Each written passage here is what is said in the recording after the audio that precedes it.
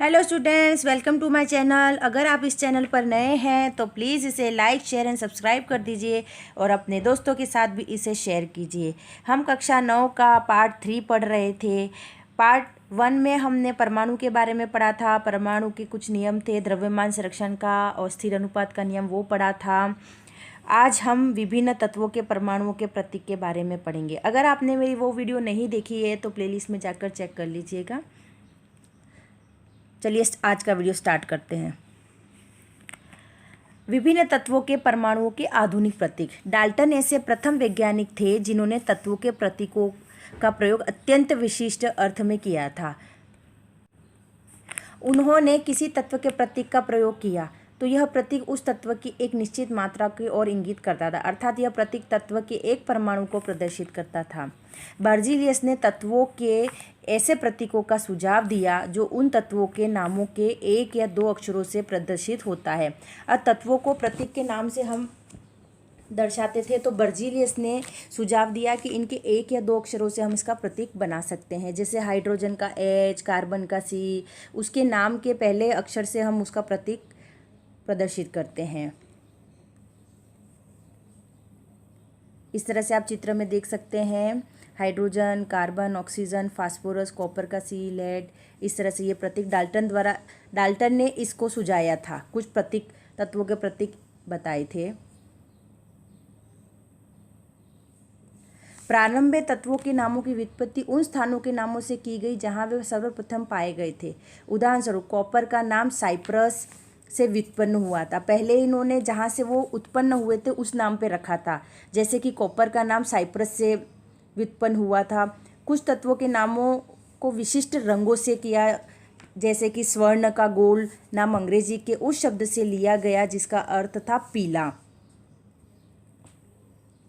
International union of pure and applied chemistry IUPAC एक अंतर्राष्ट्रीय वैज्ञानिक संस्था है जो तत्वों के नामों और प्रतीकों और मात्रों की स्वीकृति प्रदान करता है। IUPAC एक ऐसी संस्था है जो तत्वों के प्रतीक और उनके मात्रक की स्वीकृति प्रदान करता है। इसका पूरा नाम है international union of pure and applied chemistry IUPAC।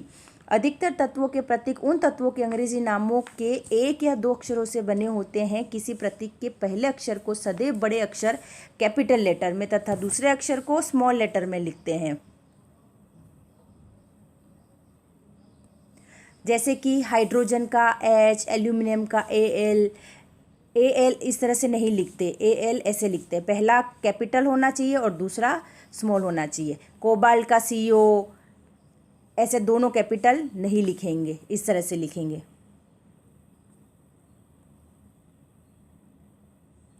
कुछ तत्वों के प्रतीक अनेक अंग्रेजी नामों के प्रथम अक्षर तथा बाद में आने वाले किसी एक अक्षर को संयुक्त करके बनाते हैं, जैसे कि क्लोरीन Cl, जिंक को Zn इत्यादि। अन्य तत्वों के प्रतीकों को लैटिन, जर्मन अथवा ग्रीक भाषाओं में उनके नामों से बनाया गया, जैसे कि आयरन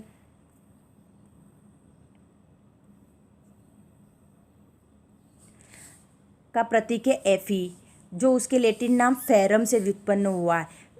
लोहा का लैटिन नाम है फेरम और उसके नाम से हमने उसका प्रतीक Fe बनाया है। इसी प्रकार सोडियम का प्रतीक Na, पोटेशियम का K, सोडियम को नेट्रियम कहते हैं और पोटेशियम को कैलियम कहते हैं। इस प्रकार प्रत्येक तत्व का एक नाम एवं एक अद्वितीय रासायनिक प्रतीक होता है। आई होप आपको ये इतनी बात समझ में आ गई होगी। अब ये कुछ प्रतीकों की सारणी है, इस तरह से आप देख सकते हैं। एल्यूमिनियम का Al, आर्गन का Ar, बेरियम का Ba, बोरोन का B, ब्रोमीन का Br, कैल्शियम का Ca, कार्बन का C, क्लोरीन का Cl, कोबाल्ट का CO। इस तरह से आप इनको रिपीट करते जाएंगे, बार बार इसको देखेंगे सारणी को तो आपको याद हो जाएंगे और अपने पढ़ाई में इसको इस्तेमाल करते रहेंगे तो आपको इजीली लर्न हो जाएंगे। Cu, कॉपर का Cu, फ्लोरीन, स्वर्ण का Au, हाइड्रोजन का H, आयोडीन का I, आयरन का Fe, सीसा का Pb, मैग्नीशियम का Mg, नियोन का Ne, नाइट्रोजन का N, ऑक्सीजन का O, पोटेशियम के सिलिकॉन Si, सिल्वर, चांदी Ag, sodium Na, sulphur, uranium. इस तरह से इनके पहले अक्षर से इनका प्रतीक बनाया गया है। अब परमाणु का द्रव्यमान पढ़ते हैं। डाल्टन के परमाणु सिद्धांत की सबसे विशिष्ट संकल्पना परमाणु द्रव्यमान की थी। उनके अनुसार प्रत्येक तत्व का एक अभिलाक्षणिक परमाणु द्रव्यमान होता है। डाल्टन का सिद्धांत स्थिर अनुपात के नियम को इतनी भलीभांति समझाने में समर्थ था कि वैज्ञानिक इससे प्रेरित होकर परमाणु द्रव्यमान को मापने की ओर अग्रसर हुए। चूँकि एक परमाणु के द्रव्यमान को ज्ञात करना अपेक्षाकृत कठिन कार्य था, इसलिए रासायनिक संयोजन के नियमों के उपयोग एवं उत्पन्न यौगिकों के द्वारा सापेक्ष परमाणु द्रव्यमानों को ज्ञात किया। हम यहाँ पर एक यौगिक कार्बन मोनोऑक्साइड CO का उदाहरण लेते हैं, जो कार्बन एवं ऑक्सीजन द्वारा निर्मित होता है। प्रायोगिक तौर पर यह निरीक्षित किया गया कि 3G कार्बन तथा 4G ऑक्सीजन के संयोजन से कार्बन मोनोऑक्साइड निर्मित होता है। दूसरे शब्दों में कहा जा सकता है कि कार्बन अपने 4/3 गुना अधिक द्रव्यमान वाले ऑक्सीजन के साथ संयुक्त होता है। मान लीजिए हम परमाणु द्रव्यमान की इकाई को एक कार्बन परमाणु के बराबर मानते हैं, तो कार्बन परमाणु को 1.0 U तथा ऑक्सीजन परमाणु द्रव्यमान को 1.33 U निर्दिष्ट करेंगे। प्रारंभ परमाणु द्रव्यमान को MU द्वारा संक्षेप में लिखते थे, लेकिन आजकल IUPAC की नवीनतम अनुमोदन द्वारा उसको म्यू यूनिफाइड द्रव्यमान द्वारा प्रदर्शित करते हैं। लेकिन द्रव्यमानों की इकाई को यथासंभव पूर्णांक या लगभग पूर्णांक से व्यक्त करना अधिक सुविधाजनक होता है। आगे चलकर वैज्ञानिक ने परमाणु द्रव्यमानों के भिन्न भिन्न इकाइयों के बारे में विचार व्यक्त किए। वैज्ञानिक जब विभिन्न परमाणु द्रव्यमानों की इकाइयों के बारे में शोधरत थे, तो उन्होंने प्रारंभ में प्रतीकजन्य ऑक्सीजन परमाणु के द्रव्यमान का 1/16 भाग को इकाई के रूप में लिया। 2 कारणों से इसे सुसंगत किया। चलिए देखते हैं ऐसा क्यों किया। ऑक्सीजन अनेक तत्वों के साथ अभिक्रिया करके यौगिक बनाता है। इस परमाणु द्रव्यमान इकाई द्वारा अधिकांश तत्वों के परमाणु द्रव्यमान पूर्णांक में प्राप्त होते हैं। तथापि 1961 में परमाणु द्रव्यमानों को ज्ञात करने के लिए परमाणु द्रव्यमान इकाई कार्बन 12 समस्थानिक को हम आइसोटोप कहते हैं, मानक संदर्भ के रूप में सार्वभौमिक रूप से स्वीकार किया गया।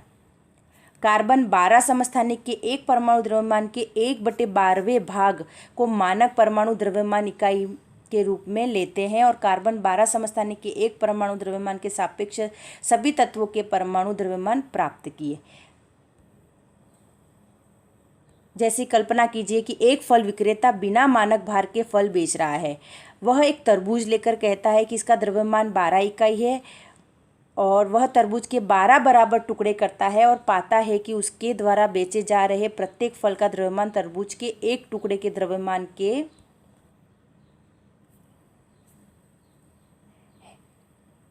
है। जैसा कि चित्र 3.4 में दिखाया है कि अब वह फलों को सापेक्ष फल द्रव्यमान इकाई FMU में बेचता है। जैसा कि चित्र में दिखा गया एक तरबूज है, इसके 12 बराबर टुकड़े कर दिए हैं और एक टुकड़े के बराबर ये फल बेच रहा है। किसी तत्व के सापेक्षित परमाणु द्रव्यमान को उसके परमाणु के औसत द्रव्यमान का कार्बन 12 परमाणु के द्रव्यमान के 1/12वें भाग के अनुपात द्वारा परिभाषित किया जा सकता है। जैसा कि तरबूज को लेके एग्जाम्पल दिया गया था कि तरबूज के 12 टुकड़े करके एक टुकड़े के बराबर दूसरा उसके सापेक्षित तरबूज के 12 टुकड़े के में से एक टुकड़े के बराबर ही इसको बेचा गया है, इस फल को। इसी तरह कार्बन के 1/12वें भाग के अनुपात द्वारा इसको परिभाषित किया है। यह तत्व परमाणु द्रव्यमान म्यू हाइड्रोजन 1, कार्बन का 12, नाइट्रोजन का 14, ऑक्सीजन का 16, सोडियम का 23, मैग्नीशियम का 24, सल्फर का 32, क्लोरीन का 35.5 और कैल्शियम का 40। इस तरह से आपको ये सारणी देख लेनी है। अब परमाणु किस प्रकार अस्तित्व में रहते हैं? अधिकांश तत्वों के परमाणु स्वतंत्र रूप से अस्तित्व में नहीं रह पाते। परमाणु एक अणु या आयन बनाते हैं। ये अणु तथा आयन अत्यधिक संख्या में पुंजित होकर द्रव्य बनाते हैं, जिसे हम देख सकते हैं, अनुभव कर सकते हैं और अथवा छू सकते हैं। अब परमाणु एक स्वतंत्र अस्तित्व में नहीं रहते, ये सबके साथ सब अणु और आयन के साथ मिलकर रहते हैं। सो स्टूडेंट, आज की इस पार्ट में हम इतना ही पढ़ेंगे। आज हमने परमाणुओं के IUPAC नाम के बारे में पढ़ा और इसका क्या प्रतीक है वो पढ़ा। इस सारणी को आपको याद कर लेना है और आज के पार्ट में हम इतना ही करेंगे। इसका आगे वाला पार्ट अणु के बारे में हम कल पढ़ेंगे। पार्ट 3 में मैं इसको पढ़ाऊँगी। तब तक आप इस चैप्टर को रिवाइज़ कीजिए और प्लीज़ मेरे चैनल को लाइक और सब्सक्राइब कीजिए और उस कमेंट्स भी कीजिए, ताकि मुझे मोटिवेशन मिले और मैं आपके लिए अच्छे अच्छे वीडियो बना सकूँ। Thank you, bye bye, take